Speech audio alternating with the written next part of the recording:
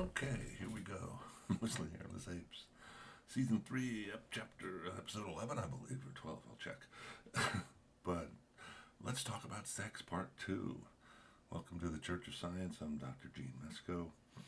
And I was talking last time about the age-old battle of the sexes, conflict of the sexes. Got into a lot of the biology and the natural selection of human sexuality. And sexually reproducing mammals, evolving social primates. And we have a very distinct anatomy and physiology. We are sexually dimorphic. This is how the biologists would say it, when males and females develop different anatomy. Biologically, there are intersex conditions where in a small percentage of people, you do get blending. So we won't go down the road of all the variations of how things can go wrong trying to construct male and female brains, but we did get into sex versus gender and the idea of natural versus artificial adaptations. Obviously, the natural adaptations allow for reproduction, and there are variations of that based on mutations, but gender is a social construct. We're going to go with the idea of artificial selection here, and it would allow for the balancing out in the early days of society. It had to be incorporated. We had to include that biology. At the level of ancient humans, way back in hunter-gatherer days, prior to domestication and civilization of urbanized, specialized cultures, we had our tribal units, our clans wandering around, hunting and gathering, and part of the magic, part of the belief system probably had to include women. I mean, when you look at the old deities in ancient religions, you see lots of pantheons, there's lots of female deities. But about 2,000 years ago, they all went away. They started to go away. The church, the Catholic Church took over. We got this Jesus guy, we got this Muhammad guy, we got these patriarchies. Why did we go there? Why did we end up with that manifestation of our major belief system shifting? Well, I think it's fairly understandable if you incorporate all the major social adaptations. The biology was the biology. Natural selection said, oh, we got males and females.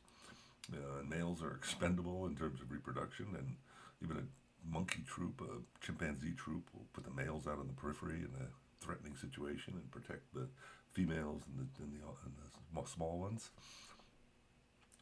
And humans do the same thing. I mean, we do understand that. And the magic of childbirth was probably something that helped contribute to the magic around women. There's an interesting linkage, at least it's a correlation, that global studies, last one I read was from the University of Oxford, trying to just get the statistics on menstrual cycles, say that globally the average menstrual cycle is 29.3 days, and the lunar cycle is 29.5 days. So that mysterious link with the moon is, whether that's a correlation or whether there's any causative effects there that link to reproductive patterns. But for the species that's taken over the planet, Homo sapiens, all of us, we have a fairly unique reproductive pattern, or even relative to other mammals, because of our significant delay in development. It takes us at least 6 months to even attempt to try to feed ourselves. We're just lumps. Being born early, as we talked last time, is probably related to having to get our big brains out of a woman's pelvis. Some biologists estimate that if we waited to maturity until 6 months, if you had 15 months of pregnancy, that would have been a non-starter. I mean, there's a bottleneck, literally, in a female pelvis. We have adaptations to loosen it up, and that's why skulls are not fused together in humans until we're about 3 years old, so you can get cone heads being pushed through the birth canal. But how did all this play out socially? Well, if we had all of our balanced societies, we had equitable adults. We had adults and children in our clans and tribes as hunter-gatherers. We had lots of different deities evolve. We shifted from animism to polytheism. We deified. We came up with the personalized deities. We did that as we got urbanized, and we started to build monarchies, because we needed something bigger to help organize the group. If we're going to have big groups, you need big leadership. You need big ideas. And one of the biggest ideas that humans have come up with is gods. Once again, declare my atheism out there, but the idea of having who's actually a personal, conscious individual somewhere living somewhere in the space, wherever they live. We really don't have any evidence for it. So when we're in the Church of Science, we're going to default to the null hypothesis and assume there is no deity. But it doesn't mean religion's not important. Belief is important because we're ignorant. We don't have all the information we need. We don't have all the knowledge we need. We've been trying to gather knowledge, and we've accumulated quite a bit at this point in history. But our knowledge is supplemented with our belief. And we make assumptions about stuff. And here in the Church of Science, we try to make the fewest assumptions possible. We use parsimony, if you will. You could look that term up if you want it. We try not to build too many Rube Goldberg devices if we can help it. But we do string things together because we ultimately need belief. And all those pantheons just bred problems. Just like all the different civilizations ran into problems as we started to settle down.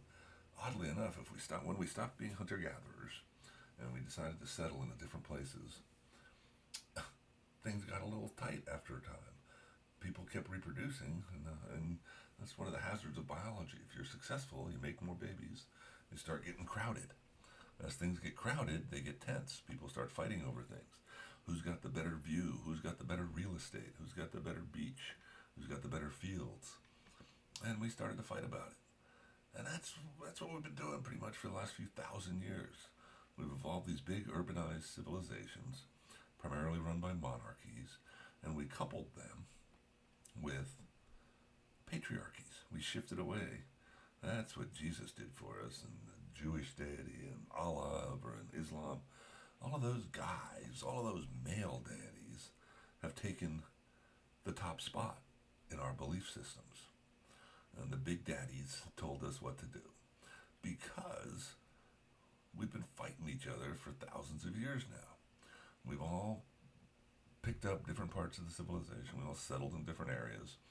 And as we expanded and we ran into each other, we fought about it and pretty much settled into our own routines. And that worked for a while until the last 500 years. And that's when that's when the Western European nations, with their Christian deities, started to fragment. When the church, the Reformation split. We started picking up the ideas of the scientific revolution and the Enlightenment. We started to ask big questions. And we asked, what is God? What is that? What's our role here? And at the same time, that science enabled us to start doing technology. And the Industrial Revolution kicked off, and we started making all sorts of fun weapons and exploratory tools. And we've gone through the last 500 years of the age of colonialism, where the European powers led the march. Not that everybody's been doing it, but the world has been dominated by those European powers. England was the peak about 100 years ago. And we had and it was all based on this patriarchal model where we had a male supreme deity who told us this is how we should be good. And most of the rules that evolved in that Christian faith and its offspring, Islam, are pretty good in terms of, other than the fact you got a male in charge, but the idea of don't steal, don't murder, don't be nice to each other, take care of each other. All of those ideas work really well for a society, but here's the big problem. Here's where you have to move past religion. Because religion says the reason we should do all those really nice things and be nice to each other and take care of everybody in our group is just that. It's our group. It's only the people who believe in that one specific deity. And in America nowadays, Jesus will get you a lot of responses. But most people couldn't even tell you what their faith is or what the principles of their religion are. All they know is that they're on the same team with Team Jesus, and they should be nice to each other. And Jesus will take care of them, and maybe they'll live forever in heaven. And that fantasy underscores the ability to be led around by leaders who invoke that and say, "Oh, we shouldn't kill babies. We shouldn't acknowledge. We shouldn't deal with gays. We shouldn't." Whatever they scream about, whatever they're screaming about, it's all about the power structure, and that's the real problem. How do we organize power? Way back when we were just wandering around as hunter-gatherers, we had males and females, and it was pretty much adults and the children. And the adults made decisions, and they made the best decisions for the group. And the ones that were a little smarter, a little better, survived, and the other ones faded away, and we all ended up taking up residence and building civilizations. And then we competed again. And we ran into each other, and we shifted over to this patriarchal model where we said, oh, fighting is important. We got to have defense. A lot of sociologists now will talk about the only legitimate use of government is to enforce things. I mean, but that's the essence of civilization. Human civilization is our animal society with mental information. That's my definition of civilization, because animals have societies. We've got ant colonies and bee colonies and beehives and wildebeest herds and all of those things. But a civilization is a group of conscious individuals who can share mental information, beliefs, and knowledge. That's the sum of information, the things we can prove that are knowledge that we can show in the world, and belief, other ideas that we hold in our head that we think are important. And that's why belief is so important, because if we're going to have a civilization, we all have to believe, we have to follow the same rules. And ultimately, the rules depend on ignorance, because we run into ignorance because we don't have all the information. We don't know everything. And so we make stuff up, and we made up deities. And having a big daddy deity fit the nice patriarchal model of society, where we were dependent upon a military option to protect our borders and keep us safe and keep the vandals out and keep the predators out and go take over new land when we were growing and doing all that wonderful growth that any civilization does, just like any other biological entity. And so we expanded our territory, and we hit the point where the main countries were the European colonial powers, like I said, and they took over most of the planet. And right around 1900, right before Queen Victoria died, England ruled about a quarter of the planet. But then Vicky passed away. Queen Victoria passed away, left her offspring in charge, and the family sort of disintegrated. And people got fed up with it, and we ended up fighting World War I and World War II, and we threw out dictators. And we said democracy is the really great idea. And we said, well, we're going to do this. We're going to have democracy, and we're going to have capitalism. And we're stuck there, but we're still stuck with this battle of the sexes because of the remnants of the patriarchy. Most of the ownership, the majority of the ownership of property coming from capitalism has fallen into the laps of the males. And there's an expectation still in a lot of Western cultures, especially here in America, that a man has to be a man by being aggressive and being able to defend the home and defend against all these comers. And the idea that we should take care of each other is a little alien to that machismo. And we have to say, wait a minute, what if we actually did a little nurturing? What if we actually did a little growth? What if we actually invented things? We put energy into intellectual pursuits and building things, as opposed to just putting up barriers. Because that's where we are right now. We've hit a point where we've filled up the planet. All the good places have been claimed. There's a few nooks and crannies here and there, sure. People have got plenty of real estate agents trying to work that out. But we've moved away. We can't continue doing this militaristic perspective. We have to step back and accept that the one primary biological adaptation that males have over females, that on average they're bigger and stronger, is mostly irrelevant to our modern civilization. Because modern militaries are not dependent on walking 50 miles or carrying a 75-pound pack. There is obviously still some infantry components, but right now we have mechanized infantry. We have drones, we have missiles, we have planes, we have ships. We have all of these, we have all sorts of things that the only thing you really need is a brain. And as long as you've got that, you can participate in the defense. So it doesn't matter if you're male or female, whether you have a penis or a vagina, or what you like to do with your penis and vagina. It doesn't matter if you're gay or whatever. Pick a sexual interest, I don't care. But the point being, we should have acknowledge that national service can be males and females. It should be males and females. It should be equitable. And that's the problem we're having right now. I think this is a marvelous example of what we've run into with the current political situation.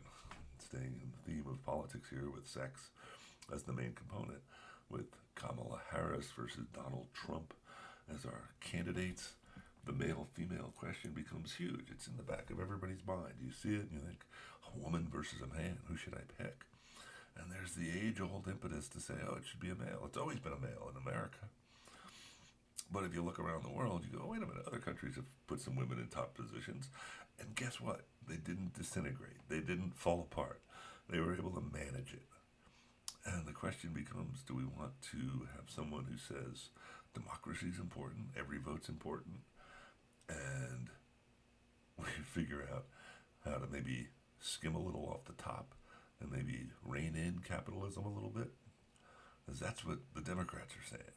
Whereas what are the Republicans saying? The Republicans are ranting about, oh, we have to believe in Jesus. We have to accept that that this is the Donald's our savior, and he's going to make everything better. He doesn't know how, because all he's done in his first presidency was make himself rich. And and the question becomes, should we exclude a bunch of people, or should we figure out how to manage the planet together? I happen to think that the thing to do right now is for America to resume leadership. We have to show that we accept everybody's human, and that we have to figure out a way to share the planet. And that means we got to do some stuff about pollution. We got to do stuff about energy. We got to do stuff about jobs. And it really does boil down to putting democracy over on top of capitalism. Whereas the rich people who are funding the Republicans on the right, they want to maintain what we've had for the last few thousand years, this patriarchal culture where males own the majority of the material and have the ownership of corporations and get to call the rules on stuff because they have so much money and they can spend it on so many political components that it doesn't matter. And the women should just step back and make babies. How dare a woman not make babies? How make the choice not to reproduce? But, we're kind of at that point in history where we have plenty of humans. We have over 8 billion people on the planet. And until we can figure out how to get them all to develop to their optimum potential and build a society that allows for that, for everybody to grow and develop and enjoy life as much as possible. Life, liberty, and the pursuit of happiness. Remember that one? But it's for everybody. It can't just be for the white guys. That's the problem we've run into now with the battle of the sexes. And the battle of the sexes will continue. Sure, we'll talk about things. But other than actually carrying the baby, there's no reason dad can't step in and do more of the education. I don't know about you, but when I went to school, it was mostly female teachers. The idea of nurturing and getting smarter didn't really come in from guys until I got to college. And then you had a preponderance of male professors. It was only at the high end are the guys in charge. And that's the way it's been for thousands of years because we've always fallen back on this militaristic perspective that we have to protect things, that we have to watch out for violence. We need a strong male leader to protect us in whatever situation we're in. And guess when you don't need that? Well, you don't need physical strength when you have good rules that everybody can believe in. And that's what we're arguing about here. That's what we're arguing about with our belief systems. Because if you have a belief system that says, like the Church of Science, says, let's look at the facts. Yes, males and females have different contributions to the reproductive process. But other than that, what are the major differences? Well, obviously the brains are a little different. We might process information differently, but that's a good thing. We want diversity in thought because once again, we're ignorant. We don't have all the information. And if we need people to figure stuff out, the more different people we have thinking about stuff, the better off we'll all be. The more likely we are to come up with a good answer to a given problem. And so we don't want to just listen to one person. We want to have more democracy. We want to have more ideas. And so we should be promoting diversity But that's the last thing we want. How many Republican administrations in different states have struck out DEI requirements, diversity, equity, and inclusion? And the idea that we should be taking care of each other is just a foreign concept to some people. They want to hunker down in their shelters. And I can appreciate where it comes from. If you think about it historically, Americans were left a variety of other countries. We're the guys who left. Our ancestors are the ones who got on boats in Europe and in other places, in Africa and other parts, and are pulled out and brought over here, and we started this new country. But the idea of the country, of life, liberty, and the pursuit of happiness for all of its citizens has been finally granted. We went through the legal troubles of doing the Civil Rights Act and doing suffrage for women. And we said, hey, everybody gets a say. We're doing democracy.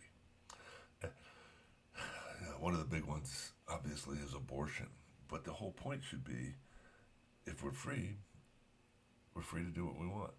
And if you're going to tell me that you don't engage in anything that causes harm to people or causes people to die, then you need to take a look at our military processes, at our industrial processes, at our gun laws. And we obviously allow a lot of people to get shot. Just another shooting in Georgia the other day here because some whack job that decided to go and kill people. Don't tell me you care about babies and you can't do anything about gun reform, because every freaking year hundreds of kids are being killed in schools. And if somebody's going to throw away a mass of tissue that they don't have the resources to raise for 20 years, I think you can only leave that up to the individual. That's freedom. That's the ability to do that. If you think it's a magical soul, that's one of God's special creations, then you have to provide some evidence. We have to get over the whole religion thing with deities telling us what to do, because we don't have any evidence. And we need to face up to the fact that if we're going to build a civil society based on knowledge, of information, of intellect, and we have to start from the assumption that we don't know everything, and we're going to make the fewest assumption possible. And the fewest assumptions include saying there's no God out there. Sorry, we don't know, or if there is, we don't know which one we should listen to, so we're not going to listen to any of them. And if you're going to come to the table of society and say, hey, I think we should do this because Jesus told me or Allah told me, we're going to say, here's a juice box, here's a cheese stick, go sit with the kids, because you're not mature enough to deal with real world problems. We have to deal with reality. If you're not ready to deal with reality, then you don't get to talk to the adults. And that's really freedom from religion. We shouldn't allow that to get us going. And if we do that, then we can settle all these sex issues. Because we can say, oh, we should have parental leave. We should be able to say, men and women, or whoever the couple is that's having a baby, they should get parental leave, because we want children to be born. We want children to be raised. And I don't really care who they have sex with if they're consenting adults. That's none of my business. It shouldn't be any of your business either. They should be free to do that. So just get over it. It doesn't have to be a man on top, get it over with quick. Old style heterosexual couples. Let people enjoy life. Why do you have such a problem with that? Just let it be. So, let's see if I can wrap this up. So the idea of sex in the sex in society is we do have biological differences, and we should account for those. Thank you, Tim Walz, for putting feminine hygiene products in high schools. And a number of women over the years have mentioned challenges as they've had to face up to a menstrual crisis when bleeding started and they weren't ready for it. And that's just something that should be taken care of. It's a natural product of life. It's an aspect of how we reproduce as a species. And we should make it as useful, as functional as possible. And if that means keeping tampons and sanitary napkins around, then that's the civilized thing to do. And that's all we should be accounting for. We know it takes 20 years to raise a human. We should be building developmental systems where they don't have to worry about getting shot, and they don't have to worry about taking shooter drills, active shooter drills. That's sick. And if we can do that, if we don't have to worry about threats. And why do we have to worry about threats? because somebody wants power over somebody else. That's what military threats boil down to. Different countries like fucking Russia trying to take over the Ukraine is them stepping forward and saying, "Hey, we want to take over. Because we can. We want more land. We want that land. We want the oceanfront property. We want the seafront property." And it's like, just stop it. We should step up and we should become the police force for the world. We should. We already are. We should do it with the UN, and we should say, "Hey, any act of aggression is going to get put down, and we're going to cut you off economically. And we're not going to deal with you if you're being an asshole." That's the bottom line. If you don't treat women well, if you're going to attack people, if you're going to host terrorists, yeah, the fact that you've got oil to sell, all right, you sell it to us. But the fact that we put up with the crap sexism that goes on in Saudi Arabia, they should be down on our list saying, "No, you want to live that way? We don't approve of it, and we're going to express ourselves in so many ways to not do that. And you want to still sell us oil? Great, but we're going to shift away from it. We're going to try to get energy independence. That should be a goal. It shouldn't be feeding oil barons more money and throwing resources at that. We shouldn't let the economy drive our decisions. We should let our beliefs drive our system. And our belief is that we're all equal, we're all human, and we need to take care of the planet. And rich people suck because they have too much power. So we need to cap capitalism and knock it down to size and let everybody play on the same playing field and go on from there. I'll be back next week.